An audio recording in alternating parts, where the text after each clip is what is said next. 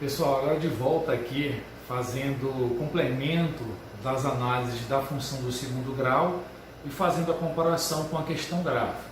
Vejam bem, até o momento nós fizemos análise dos três coeficientes, o coeficiente A, o coeficiente B e o coeficiente C, tá bom?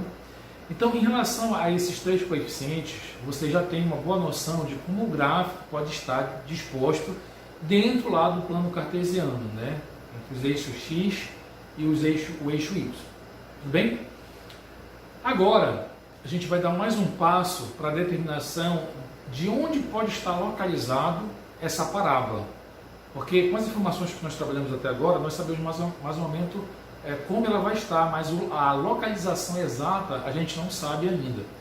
E aí, a gente vai partir para a parte de cálculo propriamente dito. Perceba, quando nós analisamos apenas o A, o B e o C, nenhum cálculo foi feito, nenhum cálculo foi realizado até então. Só olhando, você já tem noção de como vai estar a parábola disposta no plano cartesiano.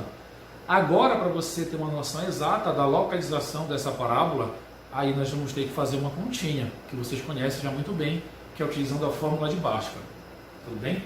Então, vejam bem, na fórmula de Bhaskara eu posso determinar as raízes da função. São as raízes da função, na verdade, que vão te dar a exata posição de aonde vai estar essa parábola no plano cartesiano. Então, calculando as raízes, nós temos uma noção boa de onde a nossa parábola pode estar. Então, o cálculo da raiz não tem jeito, você tem que passar pela fórmula de Bhaskara. E aí, dentro da fórmula de Bhaskara, nós temos o valor de delta. Tá? Eu não vou aqui me aprofundar nesse valor de delta, porque você já conhece muito bem essa fórmula. O que eu vou te trazer agora é que, dependendo desse valor de delta, nós vamos ter ou não raízes. É isso que eu vou te mostrar agora através de três exemplos. Então, olha só. Aqui, o delta é maior que zero. Esse delta, existem três possibilidades. Vamos lá, existem três possibilidades para esse delta. Ele pode ser positivo, ali dentro daquela raiz. Ele pode ser igual a zero, ou ele pode ser menor do que zero. Tudo bem?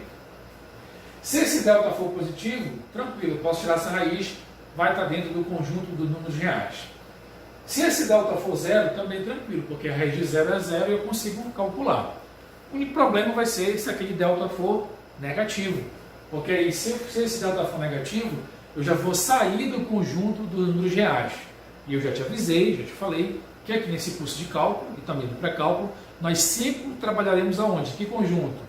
No conjunto dos números reais. Tudo que sair do conjunto dos números reais a gente vai esquecer. Tudo bem?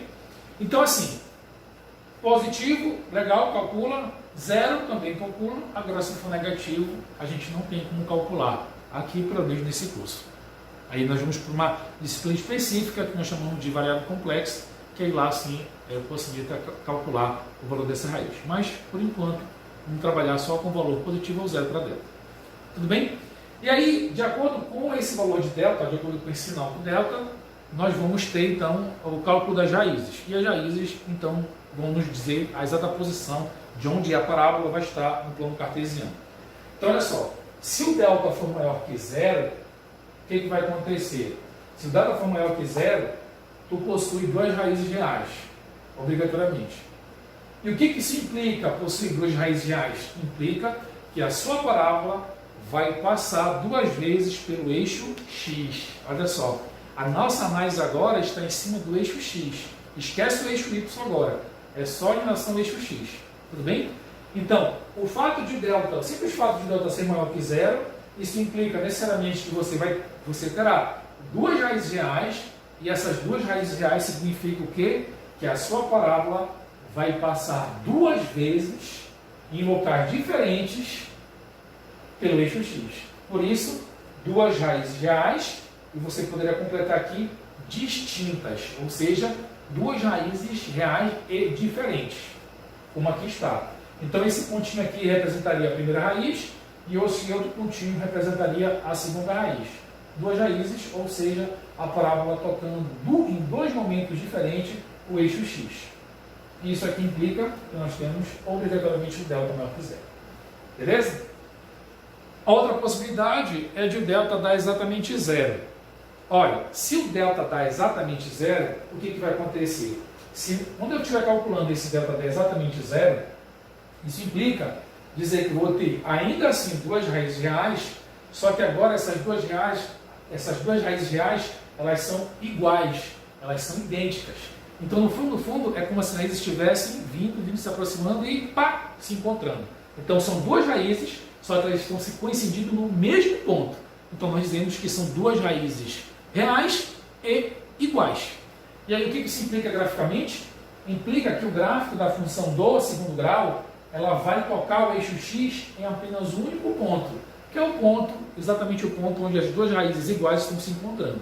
Mas, quando a gente olha, é como se tivesse um único ponto, uma única raiz. Tudo bem? Então, por isso que a gente diz que quando o delta é igual a zero, a gente tem só uma raiz. Na verdade, são duas que estão no mesmo ponto. Então, graficamente, quando eu tenho delta igual a zero, essa parábola ela vai tocar o eixo x em um único ponto. Tudo bem? Outra possibilidade de o delta ser menor que zero. Se o delta for menor que zero, nós não vamos conseguir calcular isso aqui. E essa é a possibilidade onde apenas com as raízes eu não vou ter condições de calcular com exatidão a posição da minha parábola no plano cartesiano. Mas eu tenho uma informação importante para dar. Se o delta for menor que zero, se esse delta for menor que zero, logicamente que não existe, isso aqui significa, na matemática, não existe raízes reais. E aí a gente sai fora, né? A gente não calcula. Tudo bem? Mas graficamente, como é que fica isso? O gráfico não vai existir. O simples fato de o delta ser menor que zero e o fato de eu não ter as raízes implica dizer que o meu gráfico da função do segundo grau não vai existir? Negativo. O fato de o delta ser menor que zero não inviabiliza a condição do gráfico da função do segundo grau. Isso apenas indica, vem aqui comigo, que o gráfico da função não vai tocar sob nenhuma hipótese o eixo x. Porque se tocar é porque existem raízes daquela função. De novo, se o gráfico em azul tocar o eixo x, é porque ali existem raízes. Só que nesse caso, em que o delta é menor que zero, você já sabe que não existem raízes reais. Portanto, o gráfico nunca tocará o eixo x.